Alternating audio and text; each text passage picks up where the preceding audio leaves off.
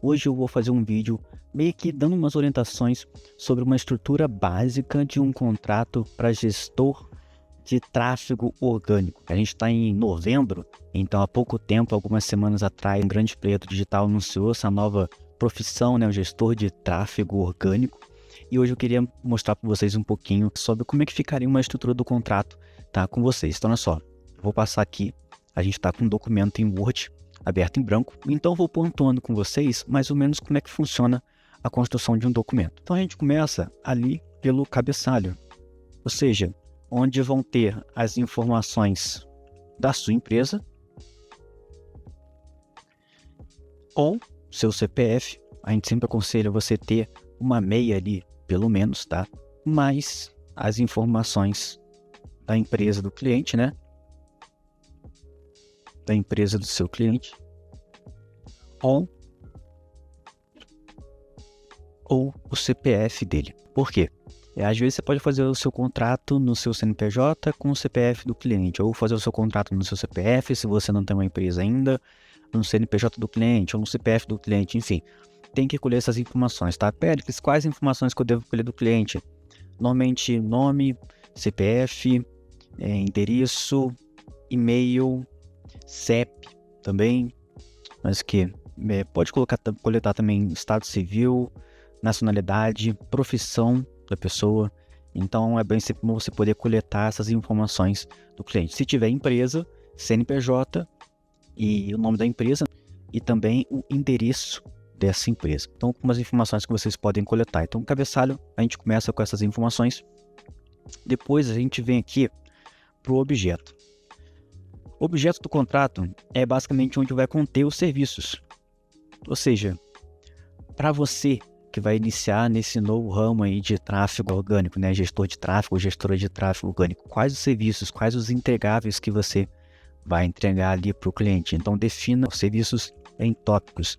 E aqui é muito importante que você tenha bem essa questão definida para depois não gerar cobranças adicionais pelo cliente, ou seja, o cliente cobrar um tráfego pago, sendo que não foi o que você combinou com ele. Depois vem a questão do pagamento. Aqui, para vocês terem uma noção, eu estou colocando a ordem das cláusulas numa ordem meio que hierárquica, tá? Das mais importantes até as menos importantes. Todas são importantes, mas em ordem hierárquica de importância dentro do contrato, do que você e o que seu cliente fica mais atento quando vocês vão ler o documento. Então, segundo a cláusula, seria a questão do pagamento. E como o próprio nome já fala, pagamento, dia do vencimento, ou se vai ser pagamento à vista, ou se vai ser parcelado, quais os meios de pagamento, se vai ser Pix, boleto, transferência, cheque.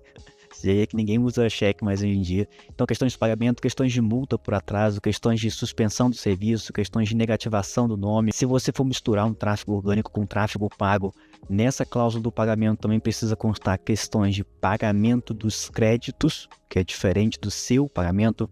Então, alguns temos aí. Então, colocar aqui, valores, vencimento, multa, suspensão do serviço, dentre outros. Depois a gente vem para a duração do contrato. Como o próprio nome já fala, por quanto tempo que esse contrato vai viger, por quanto tempo ele vai ficar permanecendo no ar aí, e como é que tem a questão também da renovação desse contrato, como é que vai se dar a renovação desse contrato. E aqui é um ponto que raramente eu vejo nesses modelinhos por aí. Se tiver assim, o contrato vai ter a duração de 4 meses. Se o seu contrato tiver assim, saiba que está faltando coisa. Como é que vai ser a renovação? Você vai fazer a renovação com reunião com o cliente? Ou vai ter renovação automática? Ou vai ser uma renovação por mensagem no WhatsApp? Ou vai ser uma renovação por e-mail? Ou por termo aditivo? Então, questões como a própria duração, mais renovação. Bom, depois a gente entra aqui nas obrigações das partes dos dois lados. Então aqui vem cláusulas mais de direito, obrigações tanto da contratada como obrigações da contratante. Exemplo de obrigações da contratada, que no caso são vocês. Por que eu falo contratada? Aqui eu estou levando em consideração que é uma empresa, sua empresa contratada, tá? Por isso que eu digo contratada e a contratante, porque normalmente isso é uma empresa de um lado e uma empresa do outro. Então por isso que a gente usa esse termo no feminino ali. Obrigações da contratada. Então o que a gente pode colocar ali? Obrigações de prestar o serviço com zelo, obrigações de sempre atualizar o cliente conforme o caso, o que estiver acontecendo, alguma situação, obrigações de colocar questões se você vai compartilhar algum dado sigiloso, alguma coisa, você tem que pedir autorização do cliente antes, então um pouco disso. E aqui, ó, obrigações das partes, a gente pode colocar, né, contratada e contratante. E aí na contratante, no caso do seu cliente, colocar questões de que ele tem que pagar seu serviço, que ele tem que passar todas as informações necessárias para você prestar o seu serviço, que ele tem que passar os materiais que você vai utilizar para fazer esse tráfego orgânico, acessos. Então tudo isso precisa constar ali no campo do cliente. Depois a gente pode entrar aqui, rescisão do contrato.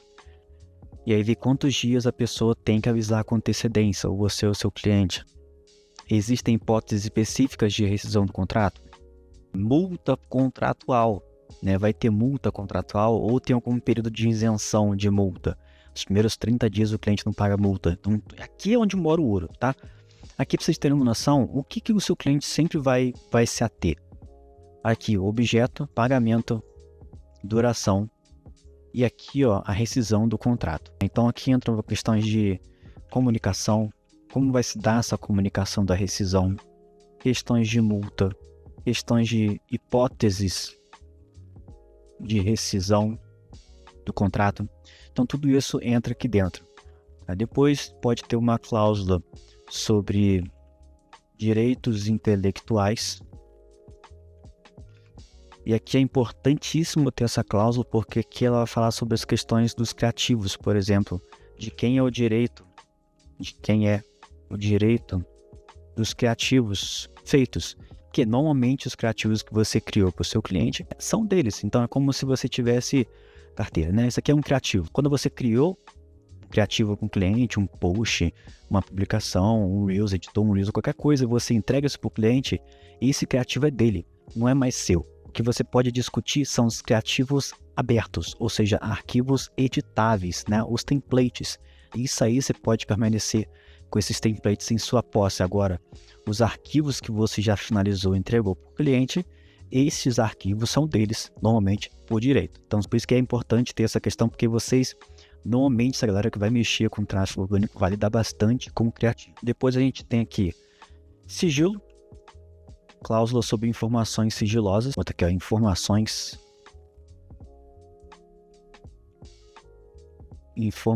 sigilosas. E aqui que vai entrar? Como o próprio nome já fala, né? Que todas as informações serão sigilosas, que você não vai poder deixar vazar isso, de que você tem que falar sobre cláusula citando a questão do compartilhamento de resultados que você teve com o cliente. Então você vai estar analisando, por exemplo, as métricas do Insight, do Instagram dele, ou do canal do YouTube. E se as métricas forem boas, você vai querer compartilhar isso na internet ou no portfólio. Então você precisa conversar com o cliente, como se ele vai permitir que você compartilhe essas informações. Então essas questões também são muito importantes de ter dentro do contrato, tá? Vou deixar com um grifo aqui, ó. Por quê? Porque vocês vivem de compartilhar resultados. E se o cliente não deixar você compartilhar os resultados que você teve, isso meio que quebra as suas pernas ali. Uma cláusula também muito importante. Depois a gente pode entrar aqui nas famosas disposições gerais.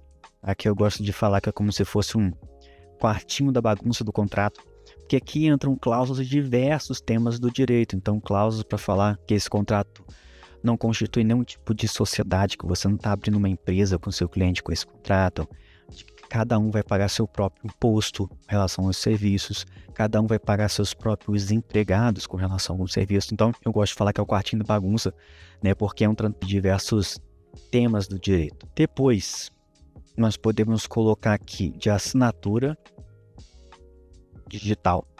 Muita gente tem essa dúvida ainda de que, a assinatura digital é válida, ou tem que levar no cartório o contrato. Tem um cliente meu que tem mais de 40, né, mas é uma agência de marketing, tem mais de 40 clientes e todos os clientes eles imprimiram o contrato e levaram para o cliente poder assinar. Não precisa mais disso. Hoje existem diversas plataformas que fazem assinaturas digitais, tá, de contratos, assinaturas eletrônicas. Eu uso uma plataforma chamada aqui, ó, não é Merchan, tá?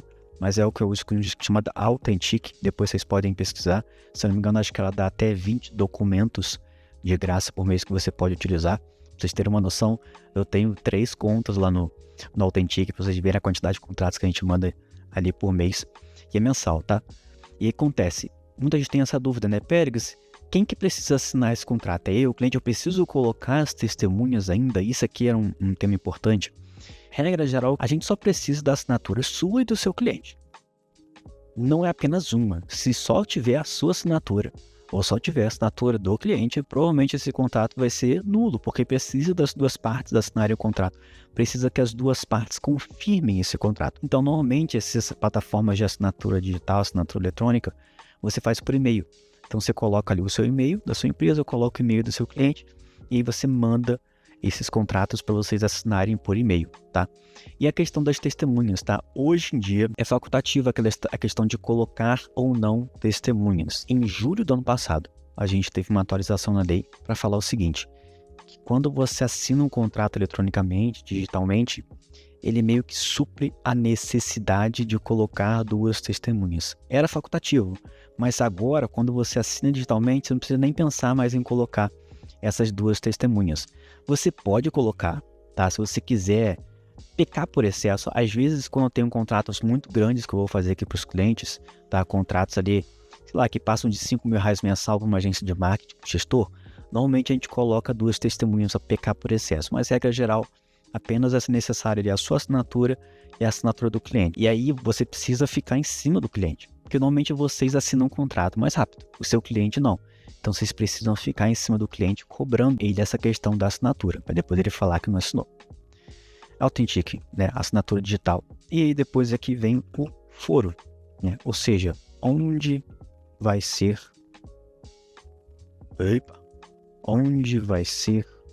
julgado este processo. O foro é onde você vai definir onde vai ser julgado o processo. Normalmente, eu coloco o foro dos meus clientes. Então, se você mora no Rio de Janeiro, capital, você tem um cliente que mora em São Paulo, capital, normalmente eu coloco o foro do contrato, ou seja, se tiver um processo onde vai ser julgado, eu coloco na sua cidade, né, que é na cidade ali onde o gestor de tráfego orgânico vai residir. Se o seu cliente implicar com isso, você vai ter o seguinte, ou de manter na sua cidade, ou de colocar na cidade do cliente. E aqui vem uma outra atualização que a gente soltou, acho que o último vídeo que a gente soltou agora, a gente comentou sobre isso, de não coloquem no seu contrato um foro aleatório. Então, se você mora no Rio de Janeiro, seu cliente mora em São Paulo, você quer colocar o foro como Brasília, não faça isso, tá?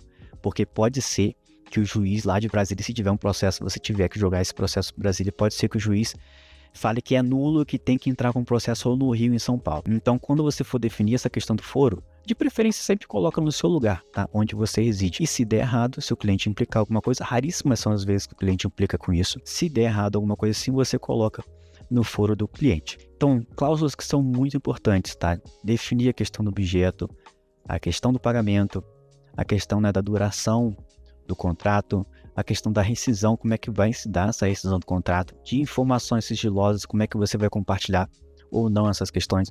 Tenha muito bem definido essas cláusulas. Se vocês ficarem com alguma dúvida, tá? Provavelmente o próximo vídeo, só para adiantar vocês, o próximo vídeo ou vai ser fazendo uma revisão de um contrato, ou vai ser sobre uma dúvida que um inscrito colocou aqui.